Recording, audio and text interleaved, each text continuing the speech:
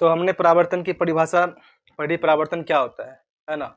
अब सीखेंगे कि परावर्तन के कितने प्रकार होते हैं, है ना। परावर्तन कितने प्रकार के होते हैं। तो परावर्तन मुख्यतः दो प्रकार के होते हैं। परावर्तन कितने प्रकार के होते हैं। परावर्तन मुख्यतः दो प्रकार के होते हैं, है ना। परावर्तन मुख्यतः दो प्रकार के होते हैं। कौन कौन से होते हैं।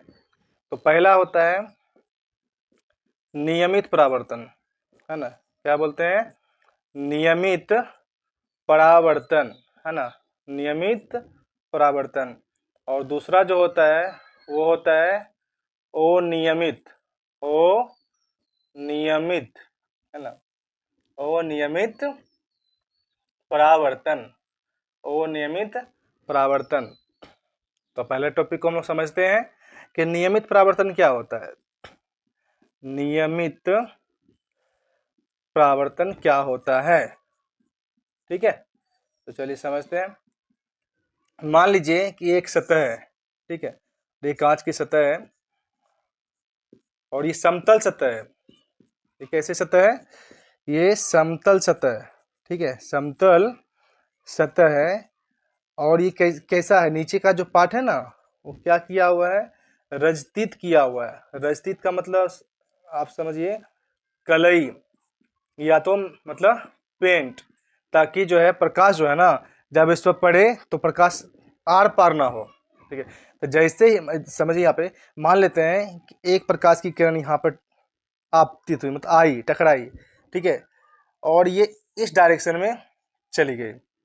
मान लीजिए ये सतह से कुछ एंगल पे मान लीजिए आपतित हुई रहेगी सॉरी, ठीक है। और ये सतह के साथ जो मतलब परावर्तित हुई इसका भी कुछ ना कुछ एंगल होगा। तो मान लीजिए दूसरी किरण जो है यहाँ पे आपतित हुई सेम एंगल से, जो एंगल यहाँ पे है वो एंगल यहाँ पे, उसी एंगल के साथ जो है, जिस एंगल के साथ ये वाली किरण वापस लौटी थी, सेम उसी एंगल से ये वाली किरण क्या हो रही वापस लौट रही है। तो एक तरह से देख रहे हैं कि ये जो परावर्तन हो रहा है ना ये नियमित रूप से परावर्तित हो रहा है।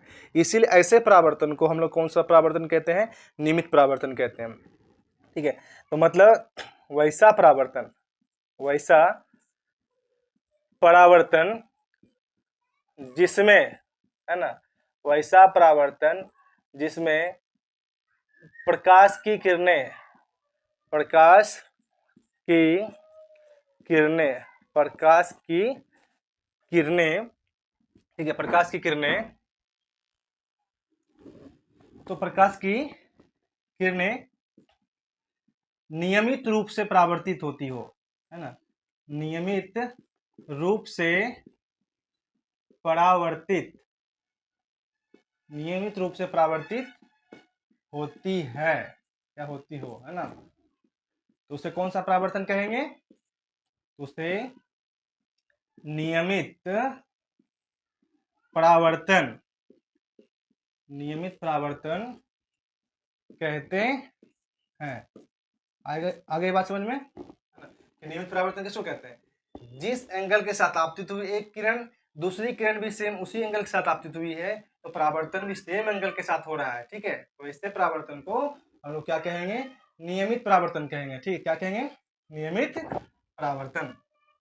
अब दूसरा क्या है, दूसरा है अनियमित, अनियमित, है ना, अनियमित परावर्तन, अनियमित परावर्तन। अनियमित परावर्तन में क्या होगा कि मान लीजिए ये जो सतह है ये जो है ना समतल नहीं असमतल है, कैसा है, असमतल, है ना, असमतल है। मान लीजिए ये भी कलई की हुई है, ये कैसा है, असमतल है ना, ऊबड़ खाबड़ है। तो मान लीजिए एक किरण यहाँ आएगी, ठीक है, तो परावर्तन क्या होगा, इस तरह से हुआ। एक किरण यहाँ आएगी, परावर्तन ऐसे होगा, ठीक है। एक किरण मान लीजिए ऐसे आया, परावर्तित।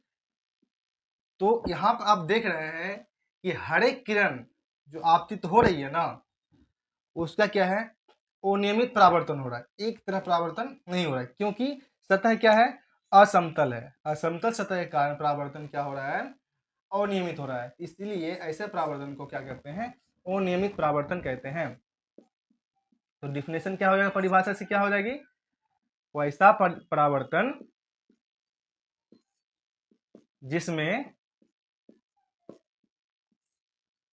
प्रकाश की किरणें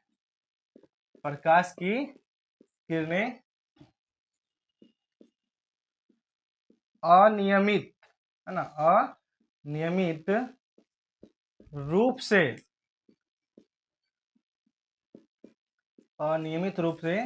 परावर्तित होती हो, है ना, तो उसे कौन सा परावर्तन कहते हैं, तो उसे अनियमित परावर्तन कहते हैं। ठीक है, उसे अनियमित परावर्तन कहते हैं। तो हमने क्या समझा, परावर्तन क्या है ना, परावर्तन कितने प्रकार के होते हैं, परावर्तन मुख्यतः दो प्रकार के होते हैं, नियमित परावर्तन, अनियमित परावर्तन। ठीक है, इन सभी चीजों का हम लोगों ने क्या किया है, पूरी बारीकी से समझा है। ठीक है, अब क्या करेंगे, परावर्तन का जो अगला और मेन टॉपिक है ना, उसको समझेंगे। ठीक है, इस टॉपिक को आप ध्यान से देखिएगा, क्योंकि परीक्षा की दृष्टि से जो है ना बहुत ही इंपॉर्टेंट होने वाला है। ठीक है, तो आगे देखिए। तो अब क्या है ना, जो मेन टॉपिक है परीक्षा की दृष्टि से भी है ना, वो अब हम लोग डिस्कस करेंगे, तो ध्यान से समझिएगा वो टॉपिक क्या है, और बहुत ही इंपॉर्टेंट टॉपिक है, इसको हम लोग कहेंगे वेरी वेरी इंपॉर्टेंट, और ये एग्जाम के दृष्टि से ये बहुत ही क्या है, इंपॉर्टेंट है, जिसको हम क्या कहेंगे, प्रकाश के परावर्तन, प्रकाश के परावर्तन का नियम, प्रकाश का परावर्तन का नियम, ये इस नियम को हम लोग पढ़ेंगे, और ये इस नियम का जो प्रयोग है ना पूरे चैप्टर में होगा। ठीक है, इसलिए इसको ध्यान से समझना है, ध्यान से देखना है, किसी भी तरह कोई डाउट हो कमेंट सेक्शन में आप आराम से पूछ सकते हैं। ठीक है, तो चलिए शुरू करते हैं, क्या है प्रकाश का परावर्तन का नियम। तो देखिए, मान लिए यहाँ पे एक समतल सतह लिए, ठीक है, एक समतल सतह,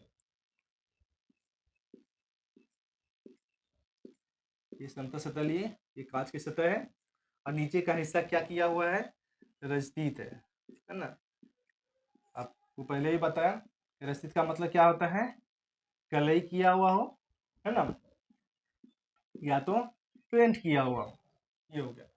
अब क्या है कि माना कि इधर से एक किरण आई, है ना, ये किरण इधर से यहाँ पे आई, और ये किरण जो है ना फिर क्या हो गई, परावर्तित हो गई,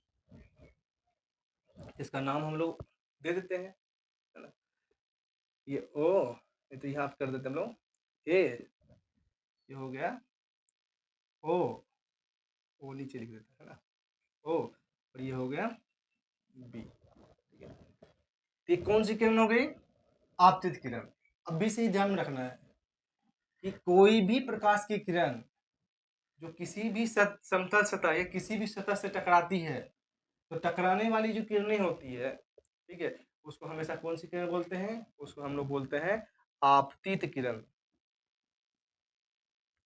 क्या बोलते हैं, आपतित किरण। ठीक है, और जो किरणें उस सतह से, है ना, उस सतह से टकराकर वापस उसी माध्यम में जो है ना अपनी दिशा को बदल लेती है, टकराने के बाद जो किरणें परिवर्तित हो गई, क्या हो गई, परिवर्तित हो गई, तो परिवर्तित होने वाली जो किरण है उसको हम क्या बोलते हैं, परावर्तित किरण, परावर्तित किरण। ठीक है, और क्या है, ये बिंदु है ओ, ये आपतित किरण।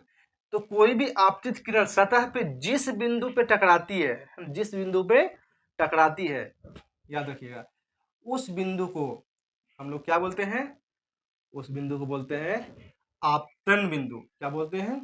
आपतन बिंदु। अगर एग्जाम में ये पूछे आपतन बिंदु क्या होता है, तो आपतित किरण जिस बिंदु पे सतह से क्या होती है, इस सतह से टकराती जिस बिंदु पे, उसको हम क्या बोलते हैं? आपतन बिंदु। आने वाली किरण आपतित किरण, लौटने वाली किरण परावर्तित किरण।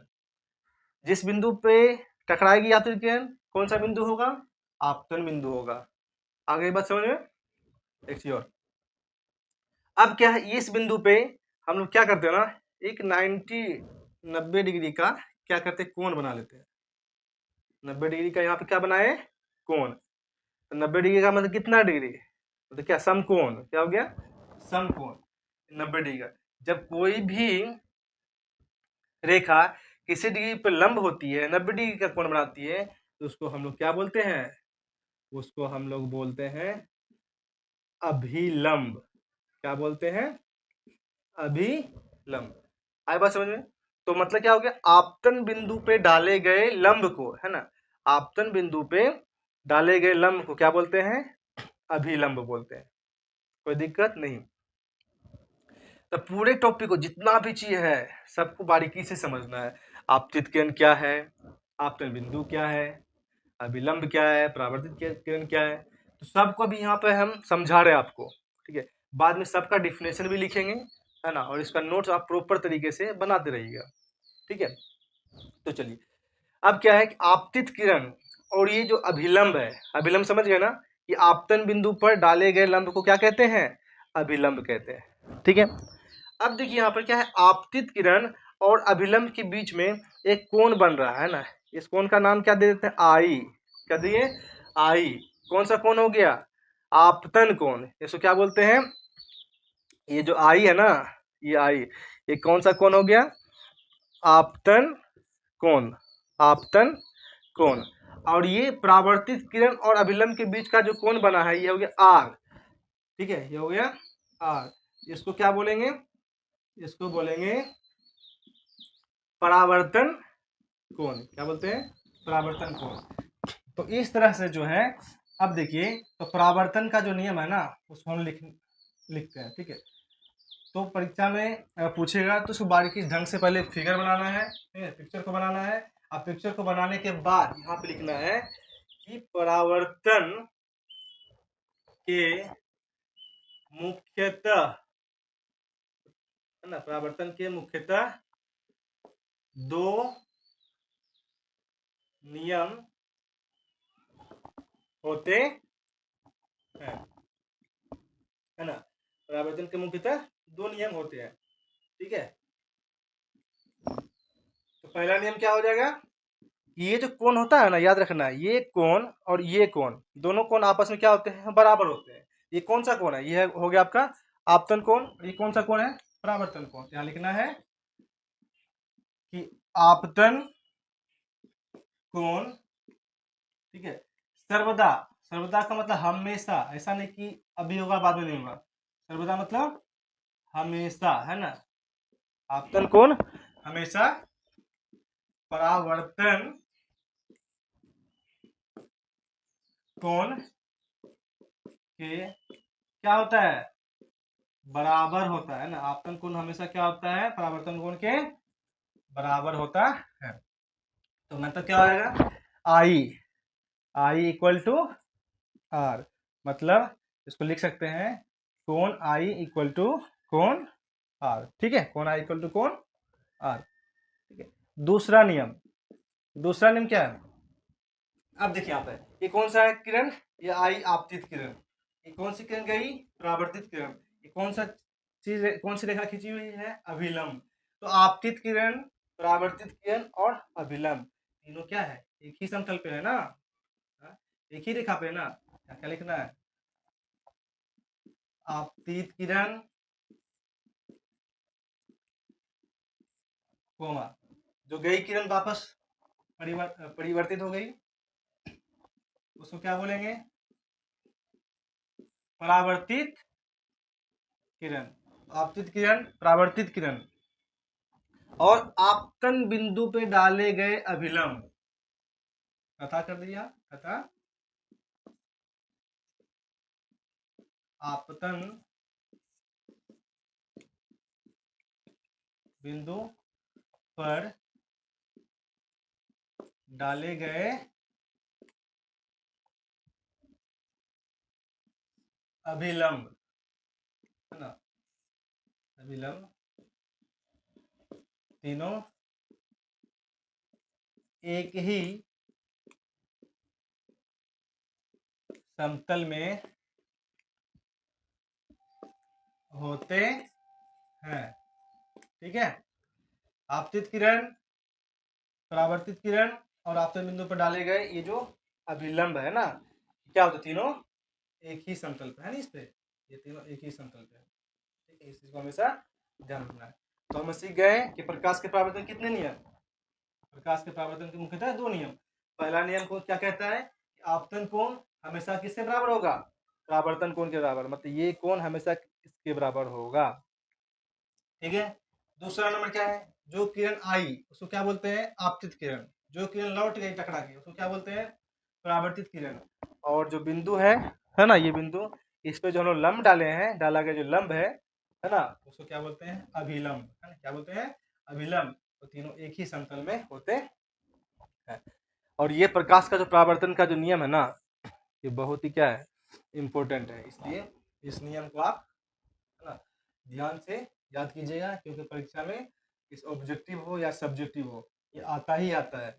और प्रकाश चैप्टर का सबसे मुख्य, है ना, इसको कर लीजिए MVVI, मोस्ट इम्पोर्टेंट, है ना, इसको क्या बोलेंगे, मोस्ट इम्पोर्टेंट क्वेश्चन है। ठीक है, तो आज जो है आप लोग प्रकाश का परावर्तन का नियम पढ़ लिए। आज का टॉपिक यहीं तक रहेगा, और आगे का जो भी रहेगा आपतित किरण, अभिलंब, जो भी डिफिनेशन है, छोटी छोटी बातें हैं, सबका डिफिनेशन हम कल के क्लास में करेंगे। ठीक है, तो आज के लिए बस इतना ही, है ना। आप लोगों से एक अनुरोध रहेगा, वीडियो अगर अच्छा लगे तो चैनल को सब्सक्राइब कीजिए, लाइक कीजिए और शेयर कीजिए। जय हिंद, जय भारत।